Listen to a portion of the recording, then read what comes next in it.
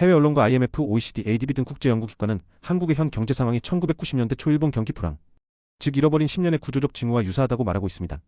하지만 동시에 한국만의 차별점도 분명히 존재하는데요. 자세한 내용 살펴보겠습니다. 먼저 닮은 부분입니다.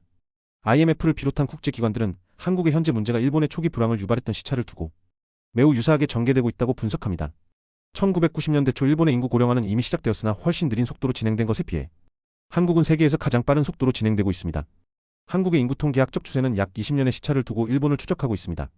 속도가 빠르기 때문에 사회경제적 충격 역시 더 클 수 있다는 전망입니다. 자산 가격 버블도 일본의 경우 주식 및 부동산 시장의 대규모 버블 붕괴가 위기의 시발점이 되었지만 한국은 팬데믹 이후 부동산 가격이 급등하고 가계부채가 사상 최고 수준입니다. 한국은 거시건전성 정책을 계속 사용하여 일본 위기의 근원이었던 자산 버블을 예방해야 합니다. 특히 높은 가계부채는 한국의 소비, 회복을 영구적으로 제약하는 족쇄가 될 수 있다고 OECD는 경고하고 있습니다.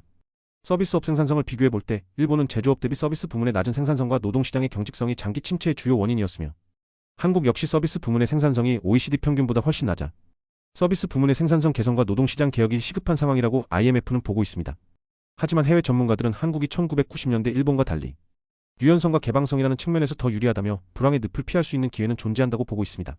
한국은 GDP 대비 기술 투자 비중이 세계 최고 수준이며 이는 일본이 1990년대 기술 투자 증가세가 둔화된 것과 대조적입니다. 또한 한국은 반도체, IT, 자동차 등에서 서방 국가와 협력적 관계를 이루고 있어 과거 일본의 보호주의적 정책과 대비됩니다. 또 한국의 기업 재무 상태는 1990년대 초 일본 기업에 비해 더 건전하며 한국은 가계부채를 관리하기 위한 거시건전성 정책을 일본보다 적극적으로 운용해왔으며 이는 대규모 자산버블 붕괴 가능성을 예방할 여지가 있다고 IMF는 전망했습니다. 해외 언론들은 한국이 일본의 장기 불황을 피하기 위해서는 지금이 골든타임이라고 입을 모읍니다. 한국은 단기적으로 수출 중심의 회복세를 일부 보이고 있어 당장 금융위기에 직면할 가능성은 낮습니다. 하지만 고령화의 속도와 가계부채라는 구조적 위험은 일본보다 더 심각하게 잠재되어 있습니다.